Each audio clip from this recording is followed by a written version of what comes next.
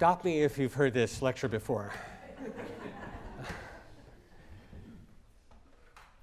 So, a violist and a conductor walked into a bar, and the bartender says, "Does anyone here know a good joke?" And the violinist at the bar says, "I do." A violist and a conductor walk into a bar, and the bartender says, "Does anyone here know a good joke?" And there's a violinist sitting there who says, "I do." Okay, that never ends. And that's kind of like the way the famous joke in the Haydn is. It's his most famous joke because it's called the joke, and we will get to it.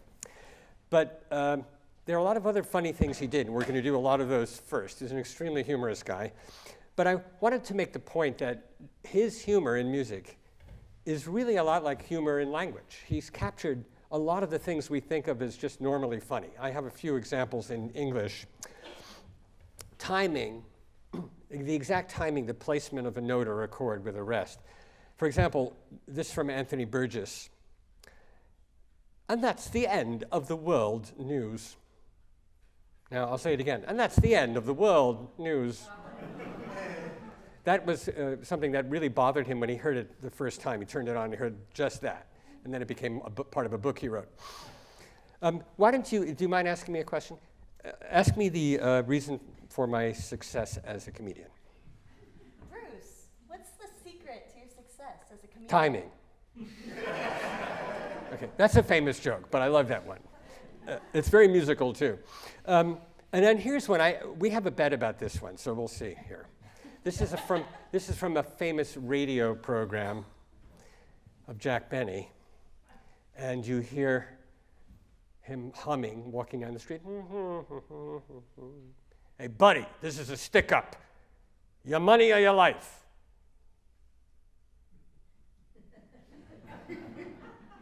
"I said your money or your life. I'm thinking it over." Now, okay, do I win? They didn't get it. No. It might have been the delivery at the time. Yeah, but the pause there. If you don't know anything about Jack Benny, then that pause is not funny. I have to admit, you have to know something.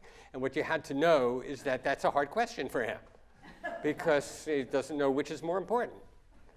Because money is, okay, you got that. Now, one more example of, well, what those were examples of course, are timing, first of all, the pause, the silence. What is a silence about? And that's a particularly interesting silence. And then here's another thing that Haydn does a lot, which is the logic of the music. The setup of the logic gives you the wrong answer. As Charlie Chaplin defined humor as two very opposite things colliding, which is one kind of humor. Certainly he had that a lot. And that does happen. Interruptions that are like collisions do happen in Haydn. But logic going wrong is, here's an example from Chico Marx. "Right now I do anything for money. I kill people for money. I kill you for money." No, you're my friend. I kill you for nothing. Okay, now that's it. I don't have to analyze that. And one of the problems of talking about humor is when you analyze humor, it gets a little sticky. But that speaks perfectly about skewed logic, and you're following it perfectly, And then I won't say more about that, but because I don't want to go down the path of over-academicizing humor. But Haydn did funny things that are not so well known. This is from a symphony. Are you ready to play this little passage? This is from a symphony number 60, and I'll tell you about it after you listen to this just brief excerpt.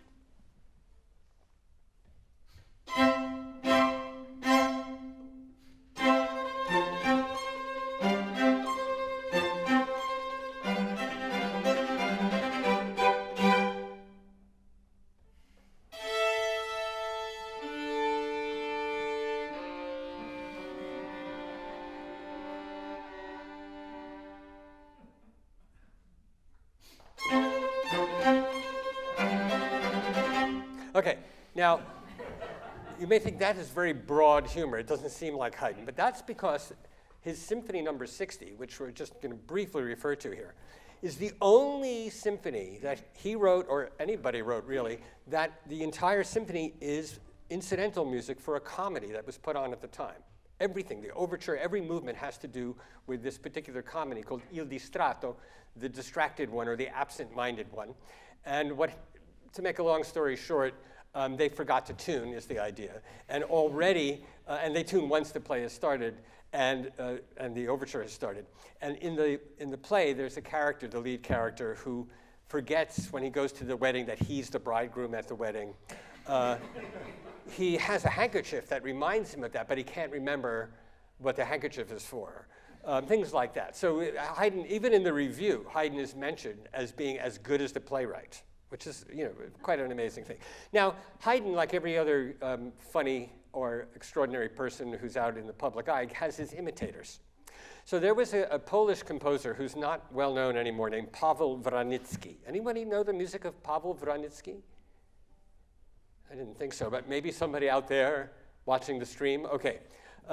Well, we know him only because he imitated Haydn a lot and seemed to get away with it. Here is a piece, just the opening of a piece, written 3 years after that symphony by Paweł Wraniecki.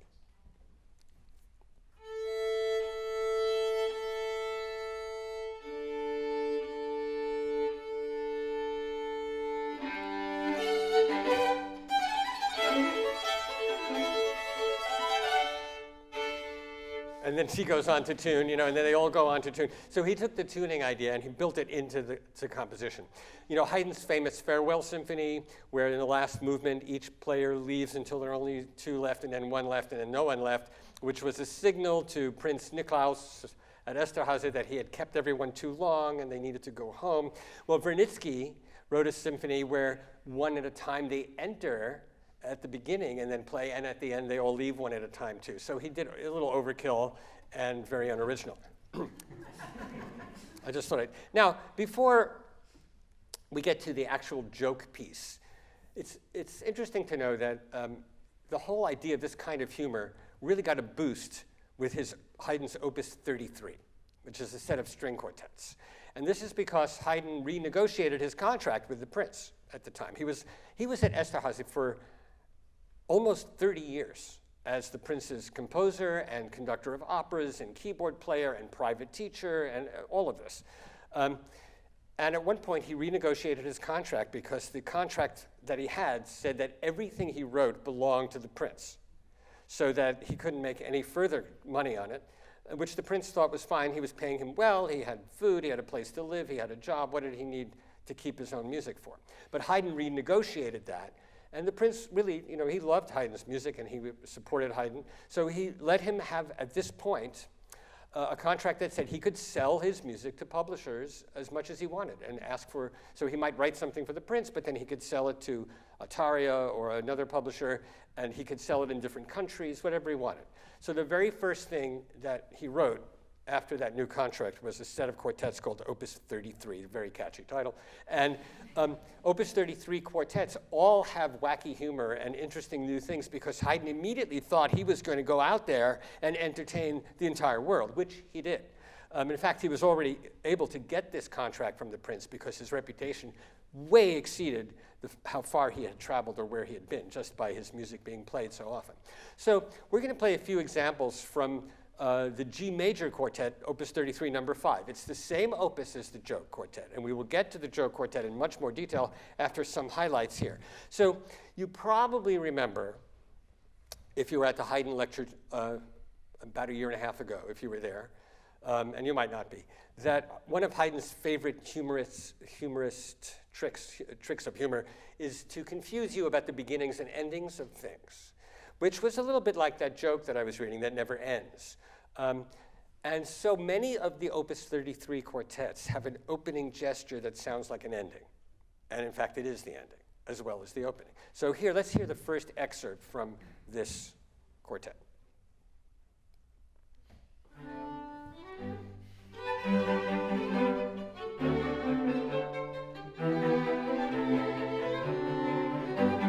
Yeah, that's the opening. So you notice that the opening is the same as the ending.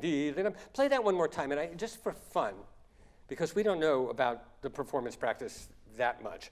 Make a little break as if maybe the opening is the ending, just a little more time, just to see if we can get a laugh out of that, because I'm setting it up. So.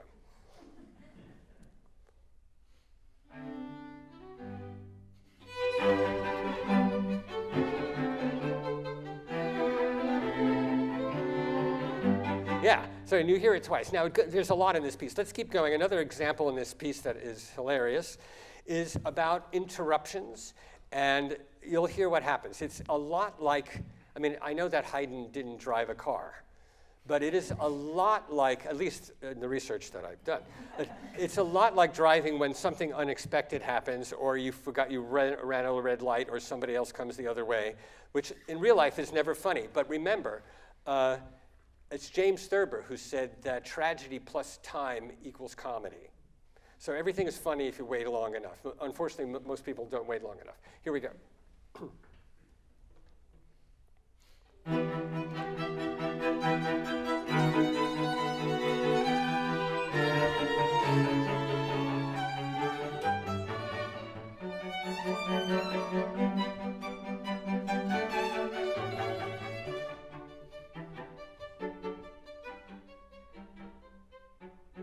So that had two jokes in it, right?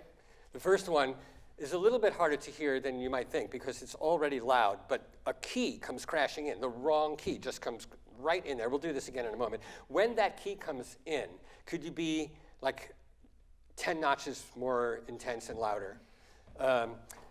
And then they get lost at the end. And by get lost, like this wrong key came in, they managed to get back on the road to the right key, but then they think, wait a minute, where am I going? I might be facing the wrong direction. Let's try.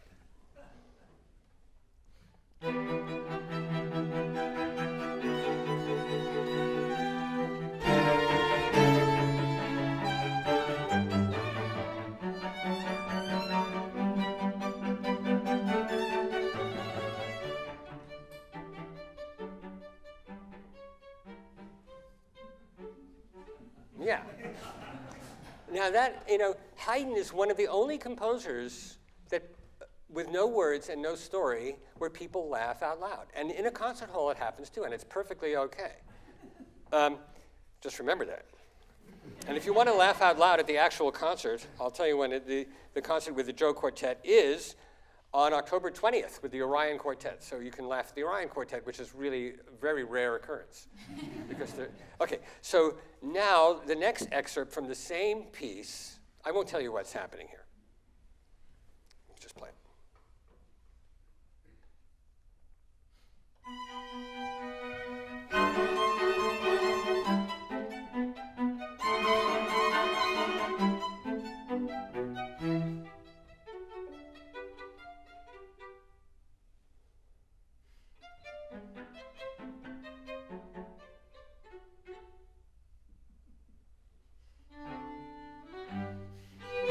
Yeah, so several things happen. Obviously, you're getting these things are part of his language. Again, we got lost. And again, it has to do with key and an interruption. So these huge interruptions make it so that you musically feel like you've spun off the road and you're going the wrong way. You're not sure, you stop. And then in the cadence, that was the opening phrase, comes in, but the piece is not over. So these techniques of humor are becoming very clear, I hope. So now, the last little excerpt takes us to the end, and it has, again, a few of the same kinds of things. There's interruption, and there's a different way of being lost with some sustained chords where you feel like I really have to find my way back to the right key. Remember, key is really very important in any music that's in a key. Being in a key is location. It's being in the right place and going in the right direction. So they get interrupted, they have to find their way back, they get a little bit lost again, and then when they come back, you finally get that opening phrase, which is also the ending phrase. But to be sure that it's over, in this particular case, you get it twice. That way you feel absolutely fine. Now don't forget, well, maybe you didn't know this. But anyway, if you didn't, pretend you do and don't forget this, that the symmetry in classical music is one of the games that they play. Symmetry is not just there all the time, that you do this and you do it again. The dee-da-da-dum, when it starts, it doesn't come back. Dee-da-da-dum, dum, ba-da-dum. You don't get that rhythm again. But at the end, you do get it twice, and you say, oh, finally symmetry, but it's over. All right, so let's hear that last bit.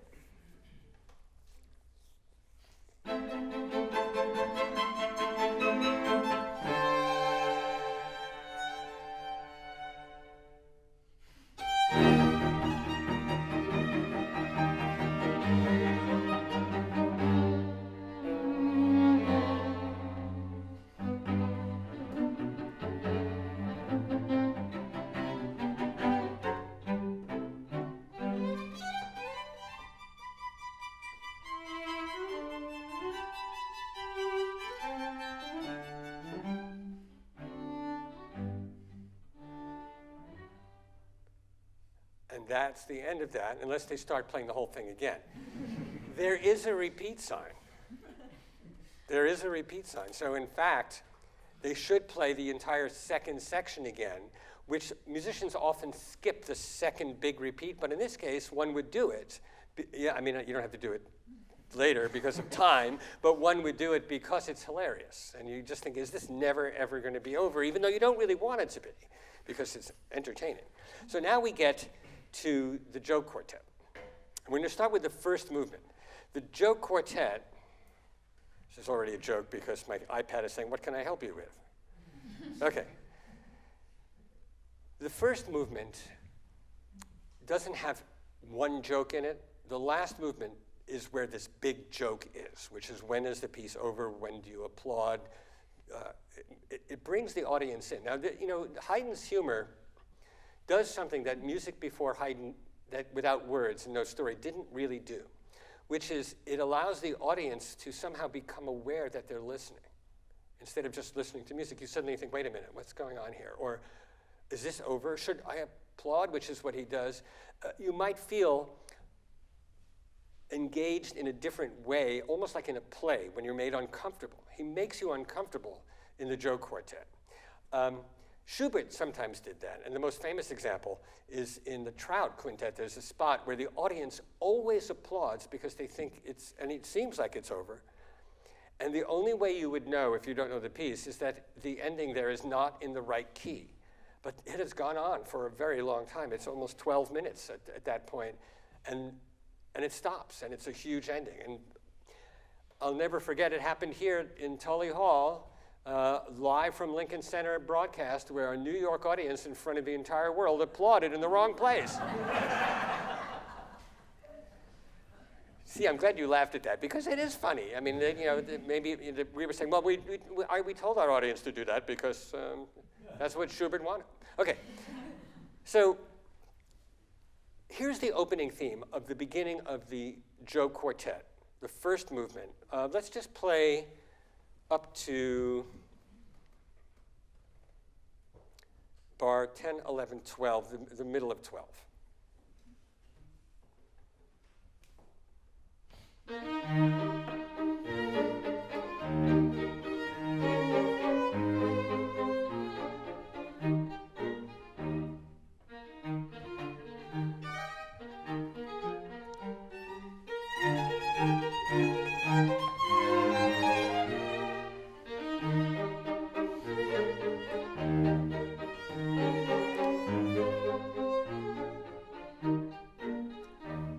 Okay, now that already tells you a lot about the piece. There's a simple, folksy little tune, but the second phrase has an argument already. It has a problem. I mean, I have relatives like this.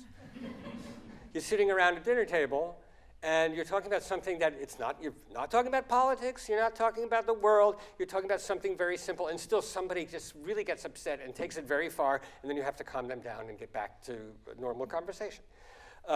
The first violin sort of does both here. It presents the simple theme, and then it gets a little upset. And one of the funny things about it, if you want to think of it technically, is that you have this little thing, these little notes, ba-ba-bum. It's that gets the person upset, right? It's not, the theme has its long notes, da, ya, ma, da, da, da, dee, da, da, da, but it's this. Something about that really irritates me. And so the violin takes it, they say, yeah. They say, first violin goes, and they say, yeah, it's okay. And then, but even further from the fifth to the sixth to the seventh to the octave, and it's getting bigger and bigger, and they still say, sure. And then, so it goes from a small interval, bigger to the octave, and then it moves up a note, and then they have to calm it down. Like, could we play just up to that point? And now that we know that that's what it's about, it might affect the way you play it too, I don't know. But try to think of it as a play for all of us. Yeah.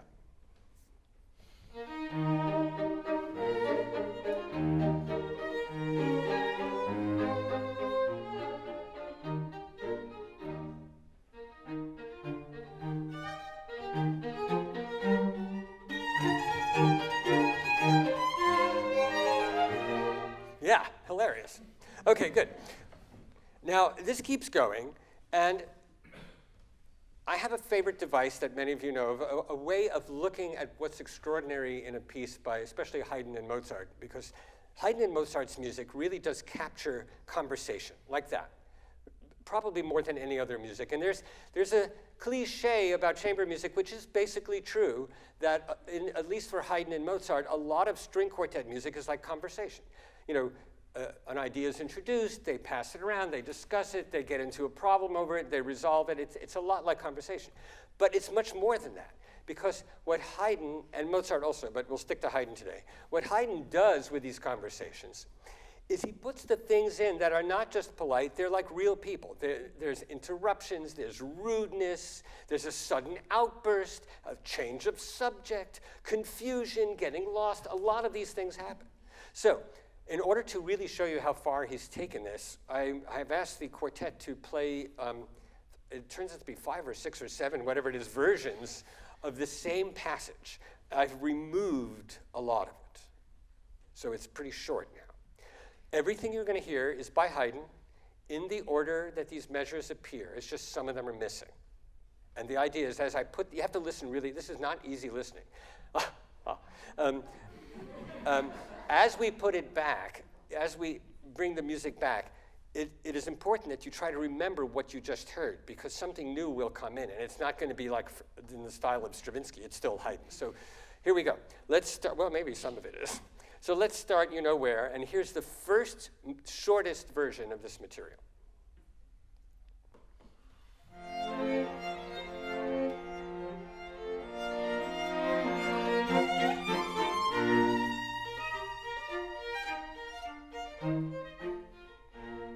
Okay, that was very short. In it, you had just a simple statement that could have really been written by almost any composer. That's part of the point. Nothing dramatic happens. Now we're going to put back quite a bit here, but not everything. And so listen carefully, because as it expands, it's going to get harder to remember.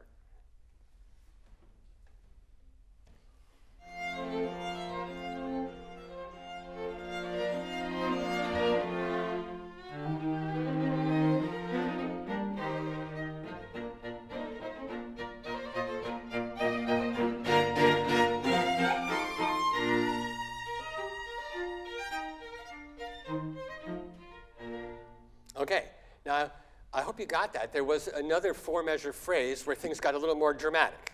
Now we're going to put back another phrase which is a little more obviously different, where that this feeling of something went wrong and you're lost for a moment, that comes in now.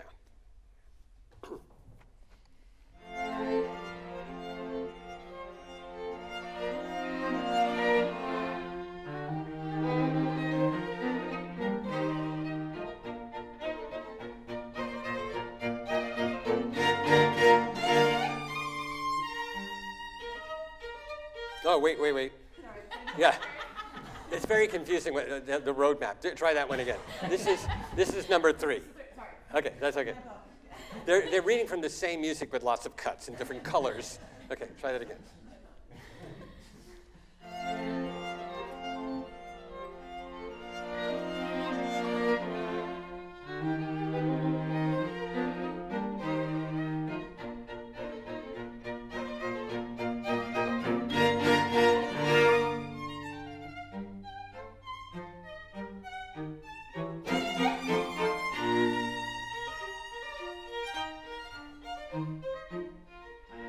Okay, now that was quite a lot. It's very different. There's more, okay? Now the next one, which is number 4, you'll see there's an outburst in the first violin. I'm just preparing you for that. There already was a little outburst. Now there's a bigger outburst, okay? This is number 4.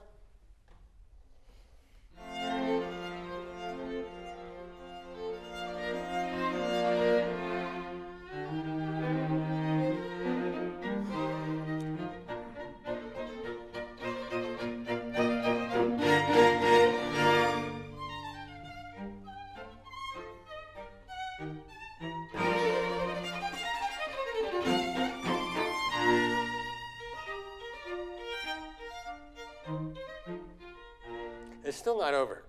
But that outburst went perfectly into the ending that we have. But the outburst actually is the first half of a bigger outburst. So now we're going to put that back. It's getting bigger and bigger and more interesting.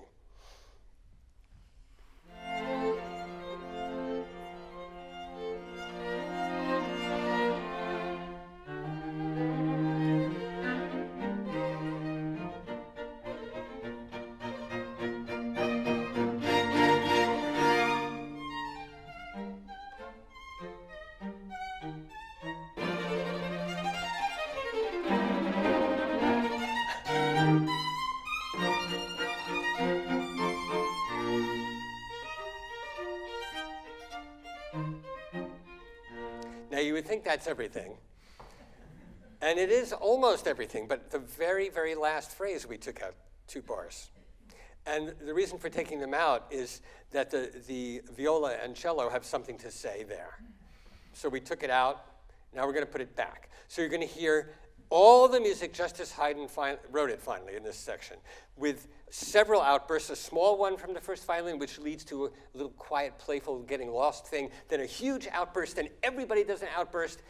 It finally comes to an ending, but listen carefully, because at the ending there is an opening up in the middle, and we get something nice from the viola and the cello that you haven't heard yet.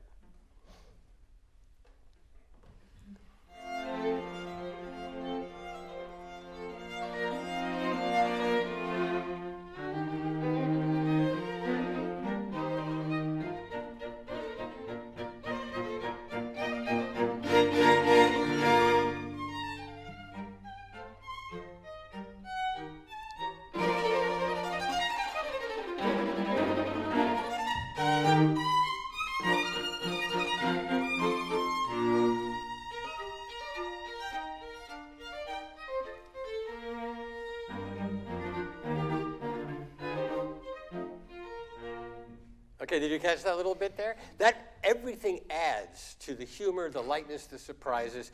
And with Haydn and Mozart, these interruptions, which sound so realistic, are what makes the music so alive and so realistic and makes it endure, because it makes us laugh, and it reminds us of something in real life.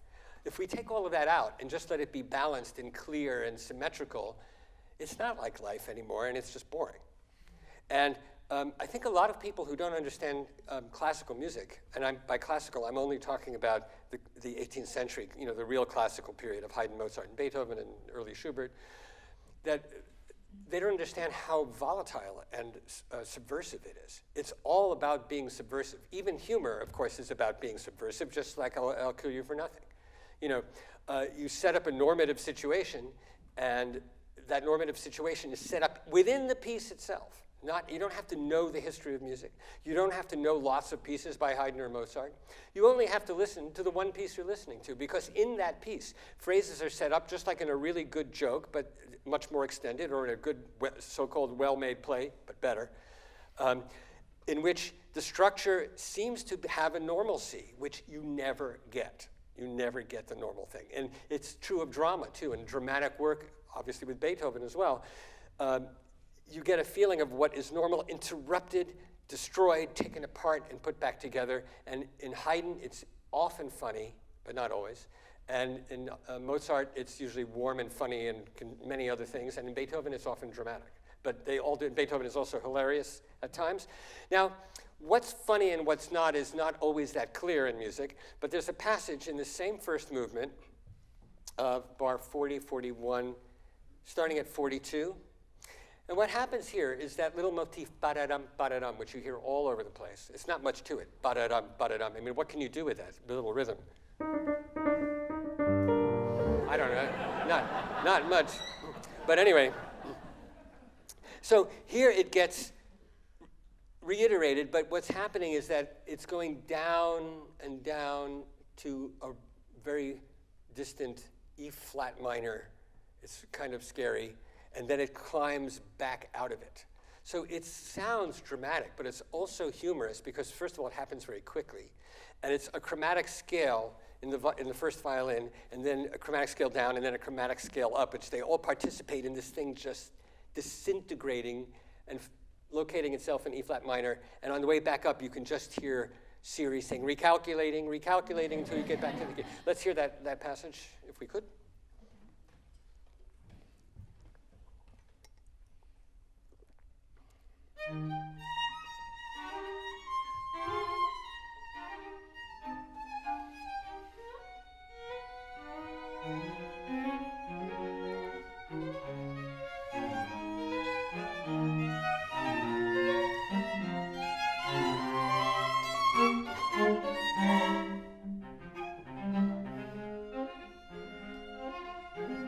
Okay, great. I'm sorry. Sorry to stop you. It's hard to stop. I think that you could hear that there's nothing funny about it, but it is also, this little dramatic, dark passage fits within this comedy because of this chromatic disintegration and coming back up. So it's dark, just the same way a lot of humor is dark. And that's why I read I'd Kill You for Nothing. Because that is really not a funny subject. I kill people for money, I'll kill you for money. No, you're my friend, I'll kill you for nothing. There's a lot of humor like that. And we laugh outrageously at it, but it's pretty strange that we do when you think about it too much. Okay, don't think about it too much. Now, we're going to get to the joke movement, which is the last movement. Now, let's just hear the opening tune, and we'll talk about that for an extremely long time.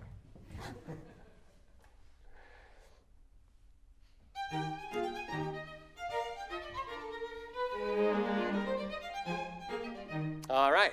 Now, that tune is a completely simple, folksy, standard kind of melody. It's also very funny, and it has a few things about it, though, that are a little unusual. And one thing about it is that the first phrase also could be the ending of something, which is what he set up. That's like that joke about maybe you've heard this joke about a conductor and a violist who, have you heard that? Anyway, so it starts and ends the same way. So we know that Haydn did not have to, he could have done,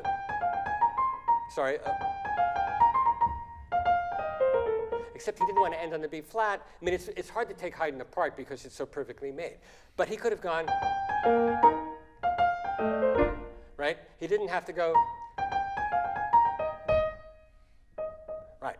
So I'm going to play another tune for you because I want you to really appreciate what the simple things that are happening here. I would like to try to have you think like a composer like Haydn. In other words, think about the structure of a simple melody a little bit because there's some interesting things going on.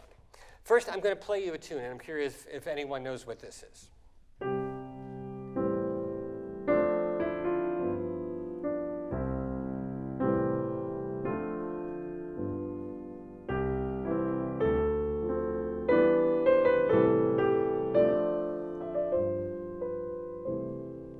Ever heard that before? Probably not. It sounds familiar. What did you say? Say it. I said it sounded familiar. Oh, okay. You're right. I thought you said something even more amazing than that. Okay. So I'll play it one more time, and I'll tell you now, it's phrase by phrase an inversion of Somewhere Over the Rainbow.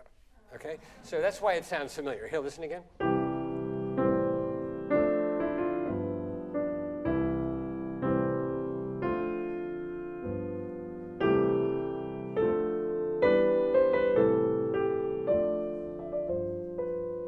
Could work, right? All right. So Somewhere Over the Rainbow goes.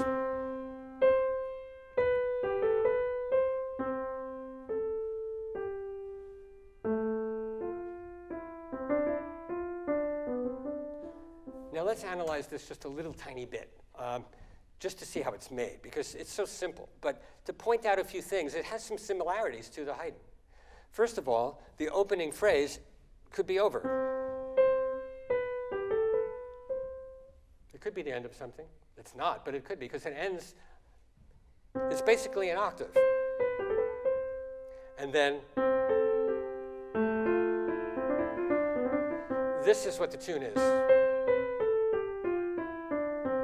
It's a up the octave and down. Da, da, da, da, da, da, da, da, da, da. It's basically in a slightly ornamented scale, going up the octave, down the scale with two motifs. And those two motifs are dum, dum, 2 half notes, or, and also the rhythm bum, ba, ba, bum, bum, bum, ba, ba, bum, bum. Those are it. It's dum, bum, and bum, ba, ba, bum, bum.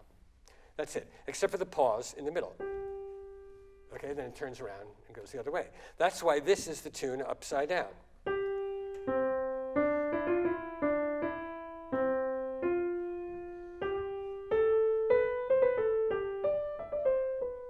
Now this has 4 phrases, and the Haydn has 4 phrases. Could you just play each phrase and stop for a second in between? Phrase 1. Okay, that's somewhere over the rainbow. Okay, phrase 2. Phrase 3. And phrase 4. I mean, I could have put that in E flat major, but it wouldn't have been as dissonant, and therefore not as funny. Okay. All right. So, I mean, because dissonance can also be funny. So what you have here has some similarities. It's 4 simple phrases, and the first phrase ends on a note that could be the end. Bear that in mind, because I'm going to do something with that again a little bit later. Now, let's apply the same kind of thinking to the Happy Birthday tune. Da da dum dum dum dum, da da dum dum dum dum, da da dum dum dum dum dum dum dum dum dum dum. That's just there for excitement. Okay, so the first phrase is not an ending, but the second phrase is. Yeah, you can stop there. Short song, and then you have. So, could be switched with, it could. But don't let this bother you.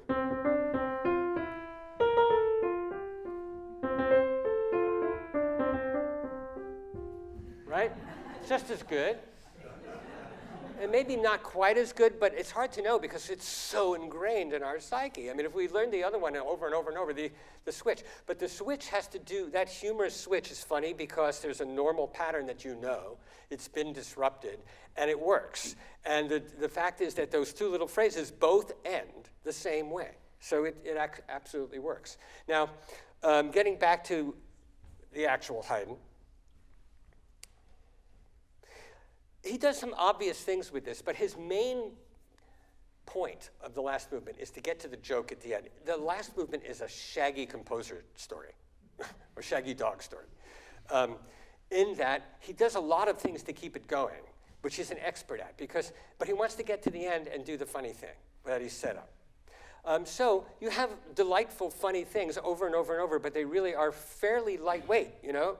And one of the funny things is that he starts to take it to someplace important, and then he goes, no, and back each time, just like a shaggy dog story, where things keep happening, and the end is just this light joke. So let's listen to some of the humor here. How about playing the opening without the repeat, and just go until bar 20, the end of 28 or so.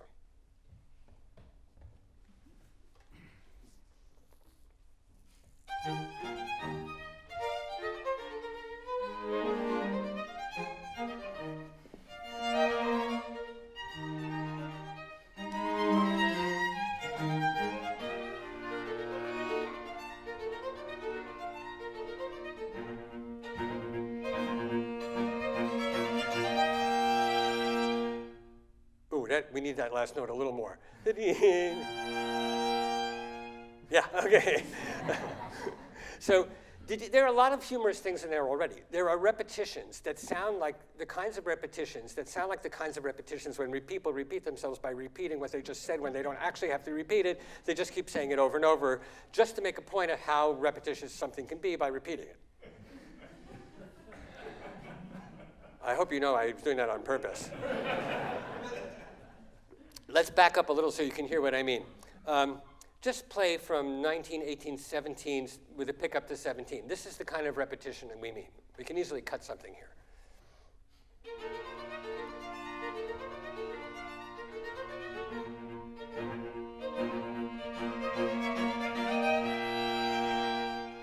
And what's happening next is,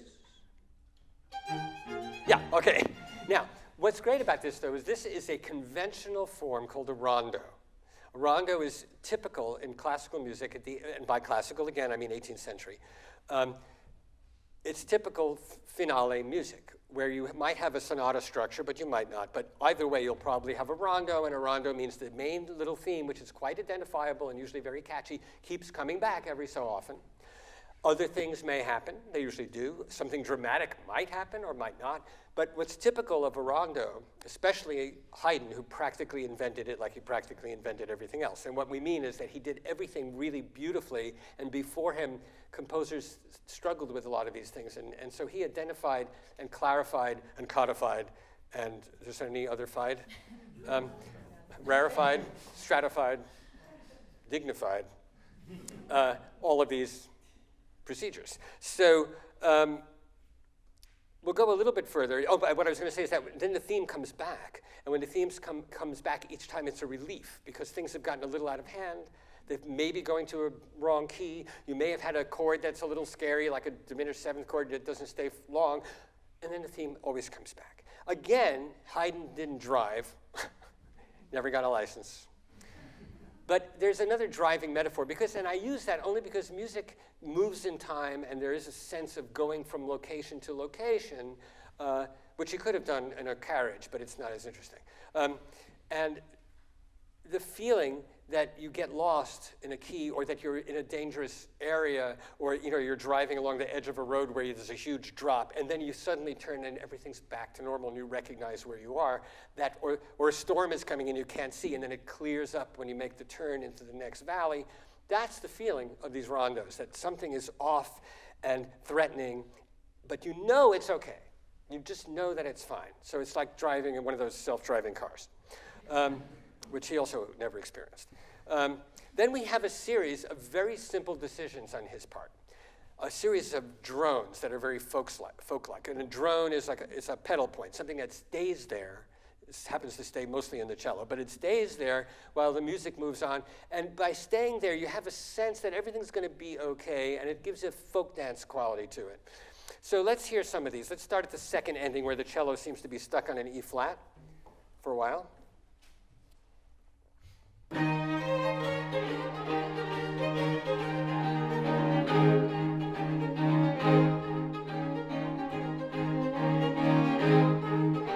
Okay, now the cello, then the cello is stuck on a C and then a B flat. Why don't we take it right on the C? It's very simple and it's very folksy in that the cello is representing this kind of bagpipe situation, which keeps you stable. So even though the chords are threatening to go to other keys, you're kept stable by the cello.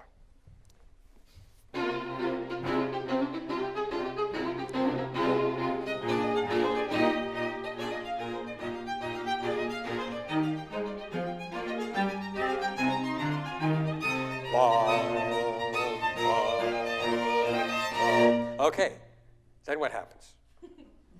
Okay, but I stopped them there, which is a terrible place to stop because Haydn stops and then he asks a question. So let's just take the measure before that stop and then listen very carefully and try to predict each thing.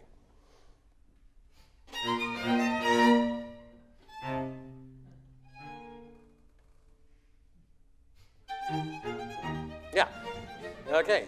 Yeah, those silences are great. He writes a little silence, the same amount of time, and then 3 times that amount of time. It goes by quickly, but it's hilarious because of the silence. And again, he's making you listen to yourself listen, which is what jokes sometimes do. Like someone tells a joke, you're thinking, am I figuring this out? I'm not going to bother. Have I heard this before? Oh, I think I know. You're listening to yourself listen, which is one of the reasons that hearing live music of a piece you know is much more interesting than hearing a recorded thing over and over and over. Because when you're sitting with other people, you hear it differently, just like when you're in a room and someone says, if it's just you and someone else, and they say, do you know this joke? And you say, yes, I do. That's the end of it. But if there's someone else there who says, I don't know it, so they tell it, and for you who know it, it's still interesting because you're listening to the other person listen. You're re-experiencing the joke by having someone else there and listening to in a new way. You're hearing the person tell it, you're watching the person who doesn't know it, and you're having a new experience. And that's what live performance always does. It's quite interesting. That's why you can hear these jokes over and over. If you heard a recording of the Haydn joke quartet, I don't think you'd be playing the last movement over and over for yourself. You might, and there are some people in the audience you can call if that happens. Okay, so then, let's get to the actual joke. But before we do, there's another setup. He keeps setting up the joke. That's a shaggy dog. He keeps setting up the idea. Is this over? How long is the silence? He sets that up many, many times. So here's one of the great setups starting at, let's say, 128.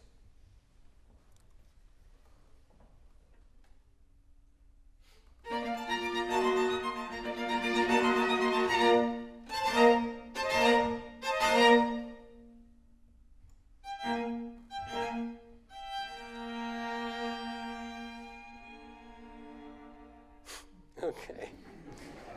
It's fabulous. Now, by the way, the decision to go, this is something they were talking about. You don't have to do that. Let's play it 3 different ways, 2 that are very, very different, and then come back to this one.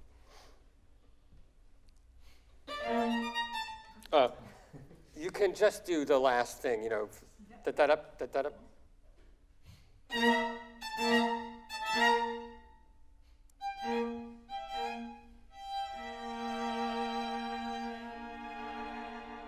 Right, now that's like generic, right? Because that could be anything. It doesn't show you that it's funny. I'm just playing my instrument beautifully. I hope you like that. That's what that is. That can be fine. You would have no problem with it, but it's not engaged. It's like an actor who has a beautiful voice saying the lines beautifully, but they're not actually showing you, or the character's not in the play.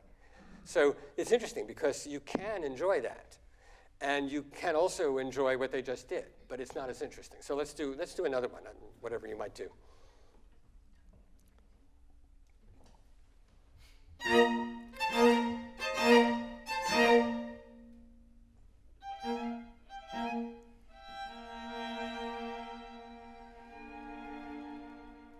Now that's very close to what you're going to do. So let's do one now where you all participate in some weird way, and also there's a little something funny in the viola there that I'm just drawing your attention to it.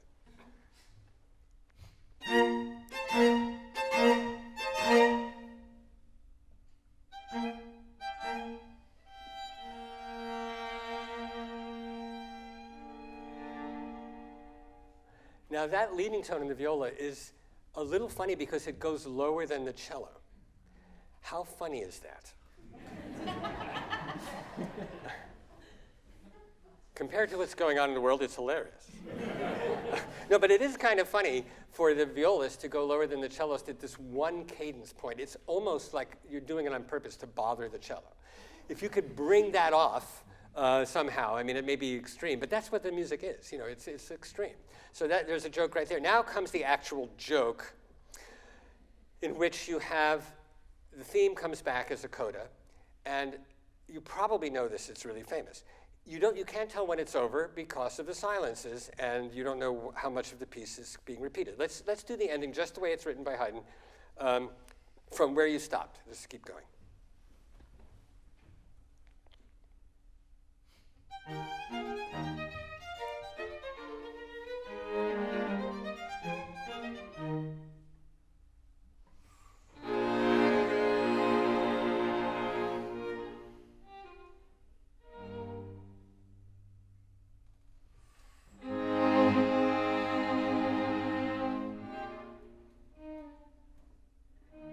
It must be over now, right? No, it's not. That's it.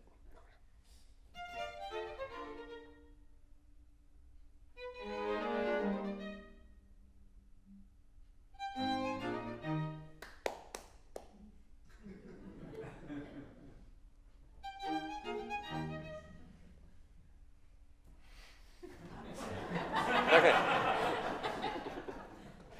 We did this. It is hilarious.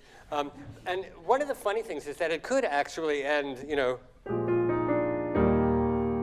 could also end at the last, before that, the end of the theme. It has many places it can end. It could end dramatically and slowly, but you're thinking, oh, come on, really? It's not going to end like that. So you're hoping not. and then you have all these silences. And that is when you really start listening to yourself listen, which is a unique thing. Now, I mentioned Somewhere Over the Rainbow has the same structure. Let's just think about, sorry.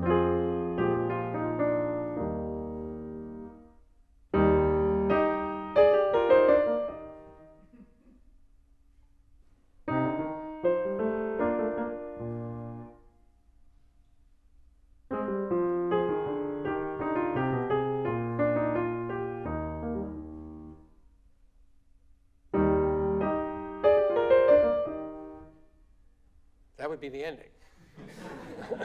If we were doing the exact same thing, phrase by phrase, it would end. And you would have the same strange feeling, but because you know the words and you know the song, it's very strange. But it's maybe not as funny because it's more disturbing, because you have the context. So what Haydn had to do in this last movement is set up a context where you know this theme really, really well now. You've heard it a million times. How many times? I don't know, 6 times maybe? Yeah, a lot of times. And even when you're not hearing it, you're hearing little fragments based on it. And then you keep coming back to it, and finally there's a coda, and it's over. And then there's suddenly this slow, beautiful music that you don't expect. And you think, oh, it's going to end seriously. And then you realize it's not. And then et cetera. That's the humor of the entire thing. Now, before they play both first and fourth movements straight through, I promised some people that I would read again something I did for Haydn last year about falafel. Yeah, okay, good. I feel like it's not the wrong thing to do.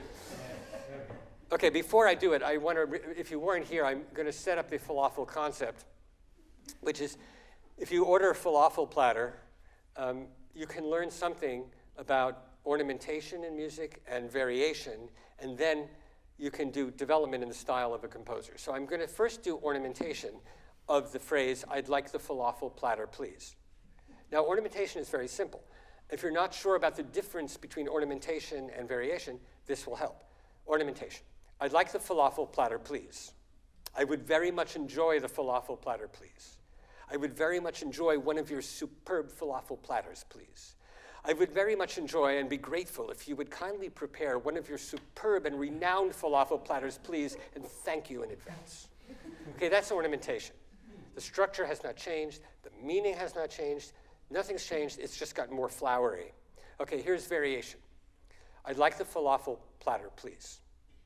I'd like the hummus platter, please. I'd like the veggie salad platter, please. I'd hate the falafel platter. There's always one variation in a minor key. I'd like the falafel sandwich, please. I'd like the falafel platter, please, because we usually go back to the theme. The structure there is always the same, because in variations, the structure does not change, just the feeling of the content is manipulated. Now here's Haydn, now that we know a lot about Haydn, a development of that falafel platter. I'll be right back. I'll be right back because I enjoyed the falafel platter and I'd like another. The falafel platter was excellent, and so I'd like another falafel platter when I come back. I'm back, as you can see, and I would like to have the falafel platter again, please. The falafel platter is excellent, and I may come back yet again later for another one. Watch out! When you toss the raw falafels into the hot oil, it could be dangerous! Oh, good, that was close. Ha, no harm done, my friend. Thank you for those falafel platters, and thank you very much for those you will make for me in the future. Thank you very much. See you later. Hey, I'm back. Okay, so now we're going to hear, when you guys recover, we're going to hear the entire first movement of the Haydn Joe Quartet and then the last movement.